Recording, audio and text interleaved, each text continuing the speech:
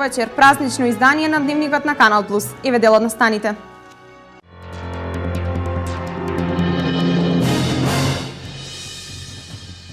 Во Берово традиционално се одбележа најголемиот христијански празник. Особено внимание привлече изборот на најцврсто великденско јајце.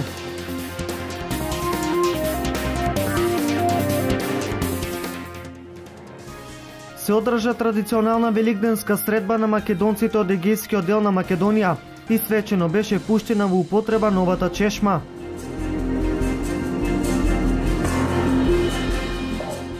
Празнувањето на големиот христијански празник не ги спречи кратците за да извршат нова кражба.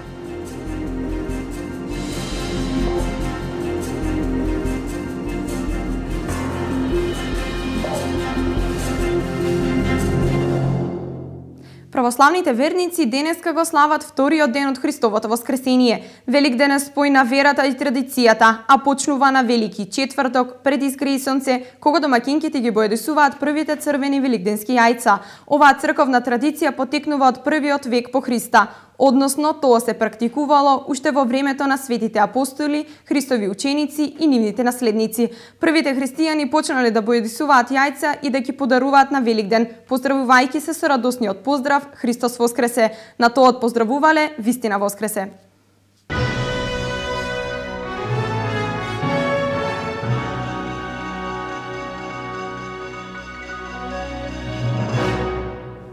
Традиционално и оваа година на плоштадот во Берово беше одбележан најголемиот христијански празник Великден. Гала концерт, музикален театар и групи од културно-уметничкото друштво беа дел од манифестацијата. Особено внимание привлече изборот на најцврсто великденско јајце. Со великденски гала концерт кој се одржа на плоштадот Димитрија Беровски во Берово, беше одбележано Христовото воскресение како еден од големите христијански празници. Општина Берово и оваа година организираше великденска прослава со богата програма, во која покрај традиционалните содржини за избор на најцврсто и најубаво декорирано великденско јајце, за прв пат на сцената на плоштадот во Берово, беровчани имаа можност да уживаат во магијата на современиот балет. Великденскиот концерт го отворија дечињата од детската градинка 23 август од Берово. Градоначалникот на општина Берово Драги Наџински ги поздрави посетителите на плоштадот со великденскиот поздрав Христос воскресе и на сите им посака добра состојба, здравје и успех во нивните лични и деловни животи. Балетската група која настапи на концертот ја предводеше македонскиот врвен балетан Трајче Стојковски, кој до неодамна работеше со македонската опера и балет. Со него настапува едни од најдобрите солисти од Софиската опера и музикалниот театар од Софија, исполнувајќи разновидна програма од повеќе музички жанрови, кои го вклучија страсното танго, шпански танци, модерен балет, фрагмент од Кармен, персиски ориентален танц, неколку дуети и соло изведба. Прославата за Великден не може да помини без нашиот традиционален фолклор, па вториот дел од програмата беше резервиран за настапот на сите групи од културно-уметничкото друштво Димитрија Беровски од Берово, кои изведоа дел од својот репертоар, додека како гости на друштвото со неколку песни настапија и Ангела Здравковска и Иван Мамучевски. Особено големо внимание оваа година привлече традиционалниот избор на најцврсто великденско јајце, на кој беа пријавени околу 120 јајца, од кои победник е Григорчо Цикарски, додека во изборот на најубаво украсено великденско јајце прво наградена е Марија Димовска. Големо внимание привлекоа и изложбите на украсени великденски јајца поставени од детските градинки и училишта од Берово, кои имаа хуманитарен карактер, па граѓаните имаа можност да ги купат украсените јајца, со што донираа средства за хуманитарни цели.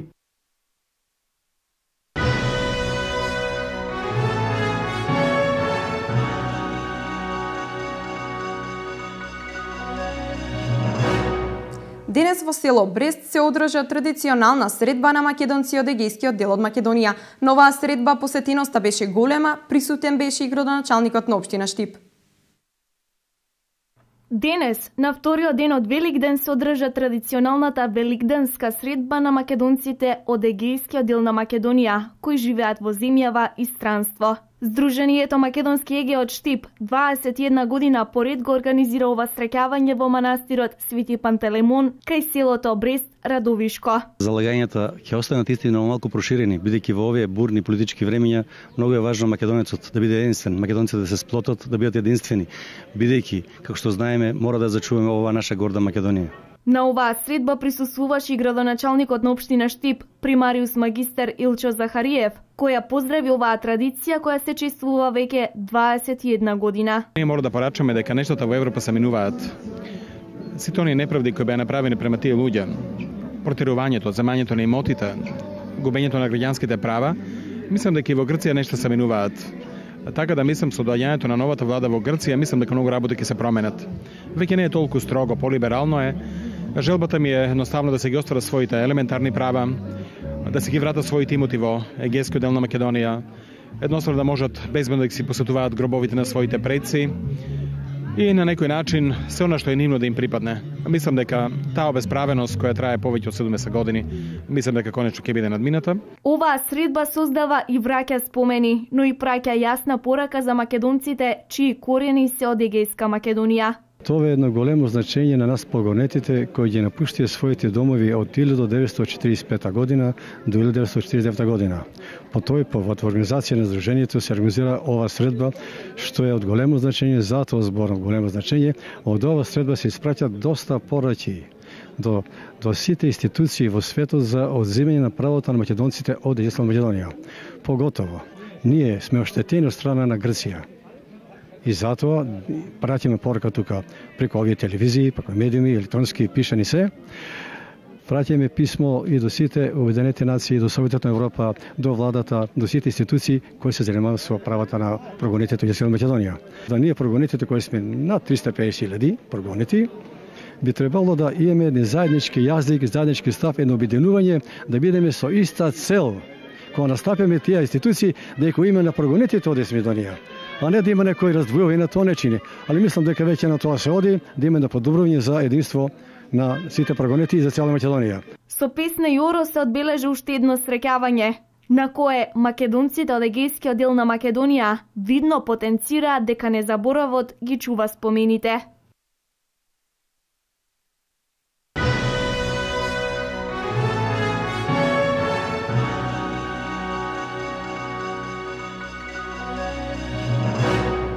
Градоначалникот на општина Штип денес свечено ја пушти во употреба новоизградената чешма. Во свеченото отворање учествува најстариот и најмладиот жител на ова село. Жителите на селото Брест Радовишко денес добија своја чешма и своевиден плоштад на кој ќе можат да остваруваат собири. Градоначалникот примариус магистер Илчо Захариев, дефинирајќи го селото како едно од најубавите, најави повторно воскреснување на Брест. А во присуство на најстариот и најмладиот жител на селото беше пресечена свечената лента. Село кое на некој начин полека одумира како многу штипски села. И ние одлучивме тоа да го спречиме, затоа што голем број наши сограѓани се родени овде, живеат во нашиот град, живеат во Радовиш, а овде на вистина местоположбата на ова село дава шанса луѓето да се вратат. Ние мора да направиме како општина максимум да на луѓето им дадеме мотив да се вратат овде. Владата направи многу преку субвенциите во делот на земјоделието. Ние преку инфраструктурата која ќе направиме во селото, мислам дека можеме да им помогнеме и да ги мотивираме жителите да останат овде. Битно да нагласам дека овде имаме шанса за викенд туризам. Тука е близу Мантово. Тука ни се наоѓа манастирот Брест. Можеме да снимаме дури и филмови и македонски народни приказни, бидејќи имаме специфична архитектура на овие трошни куќи. А тука се снимаше еден филм наш, нова локација. Имаме и црквата Свети Атанасија. Но веднаш тука кај Пилав Тепе се наоѓаат и карпите, така да за екстремен алпинизам може да се занимаваат голем број на спортисти. А локацијата може да биде овде. Како општина можам само да порачам дека ќе се потрудиме да дадеме бесплатни плацеви на државното земјиште. Тука се наоѓа училиштето. Сите оние кои сакаат да си направат вили, да ги мотивираме да дојдат овде, бидејќи недобриот поглед на Мантово е токму од овде.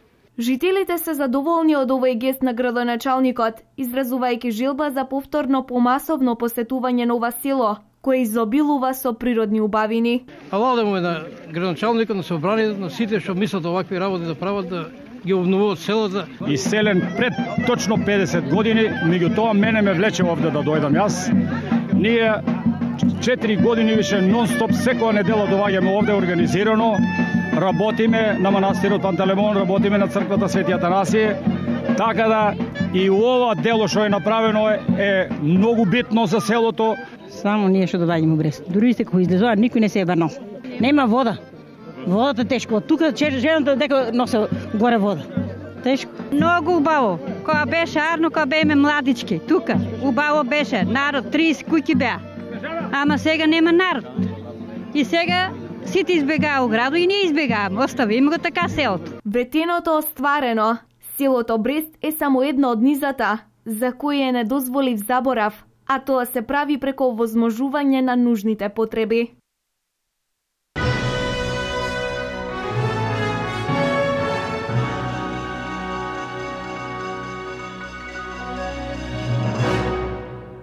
Во продолжение ви представуваме една успешна приказна. Станува збор за реализација на една од мерките за самовработување, кои се со цел намалување на бројот на невработени во државата.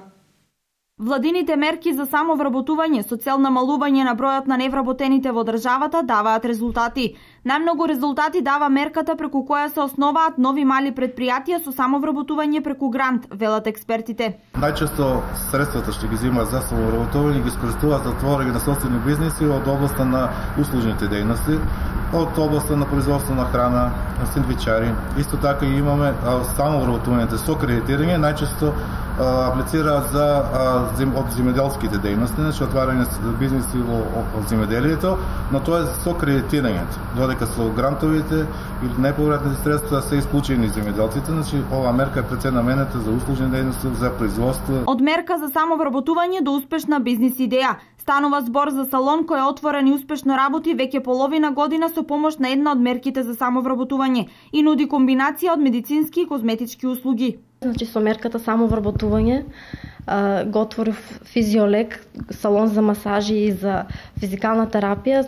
Како дипломиран физиотерапевт, од секогаш сакав да имам свој салон и оваа мерка од задата ми беше мотив за да ја реализирам мојата идеја.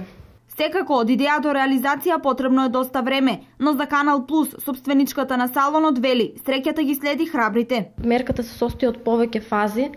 Најпрвин како се потполнува прашалник во кој се согледува, значи од кои кандидати имаат највеќе предприемнички способности и кои се квалификувани или колку имаат желба, можности да ја реализираат својата идеја и да бидат успешни. Потоа се прави одредена селекција на кандидатите, па се преминува во наредна фаза која се состои од обука и изготвување на бизнис план, кој што исто така многу ми помогна, бидејќи во оваа фаза всушност може да се види колку бизнисот може да успее да биде рентабилен, да напредува. Крајот од оваа фаза се исто така врши селекција врз основа на бизнис плановите, на кои идеи ќе им бидат доделени средствата од 3000 евра. И за крај, доколку сте млади, амбициозни, образовани и сакате својата идеја да прерасне во вистински бизнис, тогаш не се двоумете и не дозволувајте стравот од непознатото и ризикот од неуспех да ја совлада можноста за остварување на вашите соништа.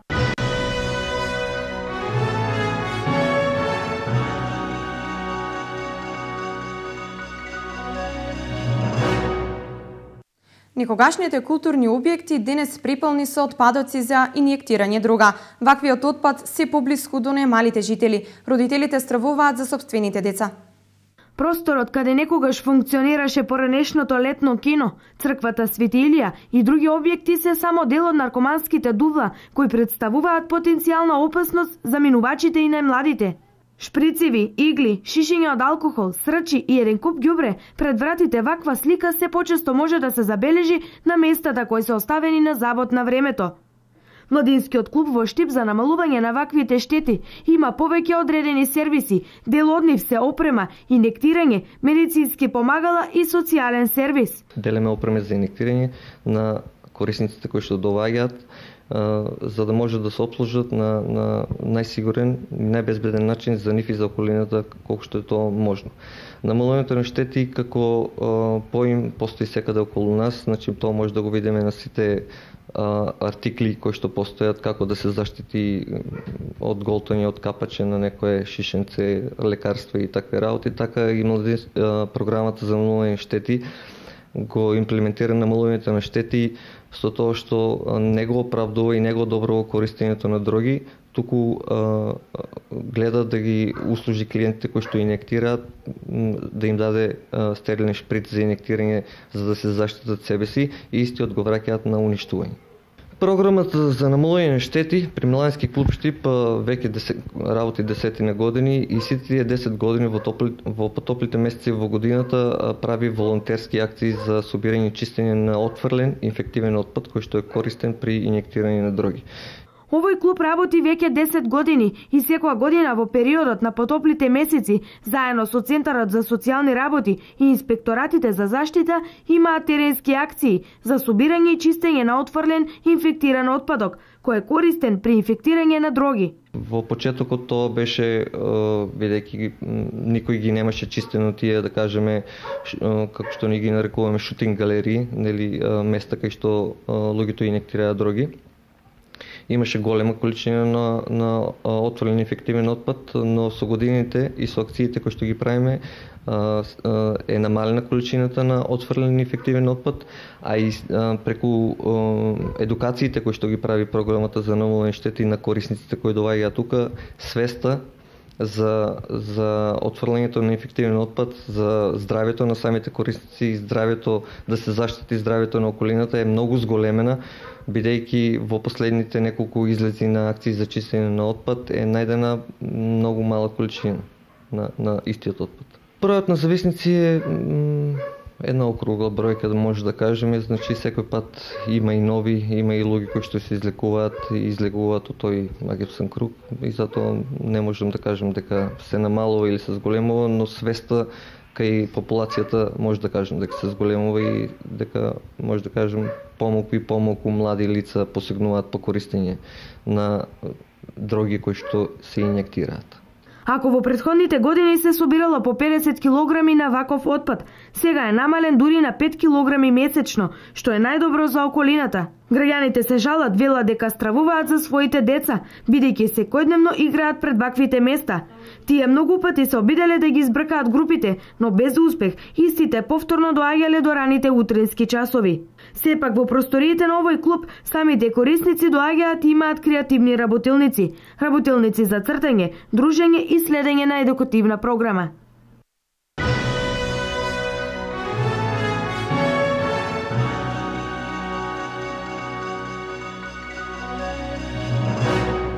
Непознат сторител извршил тешка кражба во црквата Свети Никола во село Тракање. Поднесена е кривична пријава за сториното дело затајување. Следува Крими билтен. И на најголемиот христијански празник кражбите не престануваат. Вчера во полициската станица Кочани е пријавено дека непознат сторител извршил тешка кражба во црквата Свети Никола, лоцирана во село Тракање, на начин што со употреба на поднесен алат делувал во пределот на бравата на влезната врата, насилно ја отворил, влегол внатре да извршил претурање и од иконостатот одзел 2 метални каси во кои имало метални пари, пошто го напуштил местото на настанот. Причината е материјална штета околу 10.000 денари. Се преземаат мерки за пронаоѓање на сторителот. Одделот за сузбивање на организиран и сериозен криминал поднесе кривична пријава против ЗС, 43 годишен, одговорно лице во Сдруженијето Центар за институционален развој ЦИРА Скопје, за сторено кривично дело затајување. Пријавениот во периодот од јануари 2013 до мај 2014 година во својство на одговорно лице противправно присвоил 2.400.000 денари во корист на Сдруженијето, а кои средства имало обврска да ги исплати на сметката на општина Штип.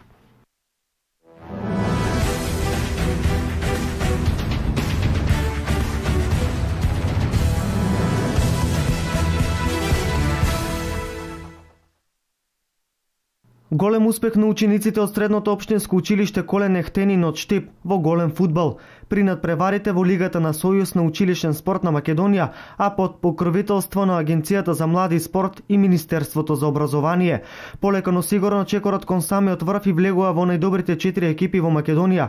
Учениците од средното општинско училиште Колен Ехтенин како победници во Источна Македонија влегуваат во финалната четворка за државен првак. Државното првенство ќе се одигра на 16 април во Струмица, на која ќе учествуваат 4 најдобри екипи во Македонија, и тоа најдобрата екипа од Скопје тоест Фудбалската академија на ДФК Методија Митевски Брицо, победникот од Источна Македонија, Средното општинско училиште Колен Ехтенин, екипата од градот домакин Струмица и екипата победник од Западна Македонија. Уште две победи го делат училиштето на Средното општинско училиште Колен Ехтенин од Штип да бидат и државни победници. Дали со овие успеси се потврдува иднината на штипскиот фудбал, дека оди кон нагорна линија, ќе покаже самото време.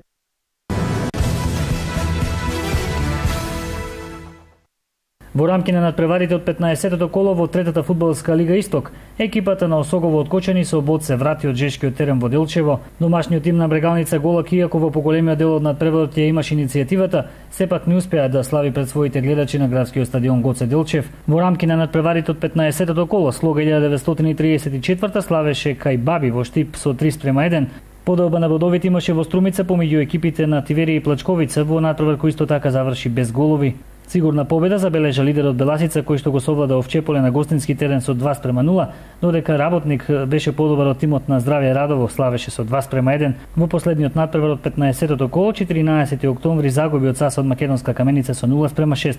На табелата прва е Беласица со 39 бодови, пред Плачковица кој има 35, потоа следат Здравје Радово со 27, Овчеполи Саса со 22, Брегалница Голак Делчево со 21, Баби и Работник кој има 20, Осогово со 19, додека на дното на табелата се екипите на Слога која има 13 поени, Тиверија е предпоследна со 11 и 14 октомври е на дното без бодови.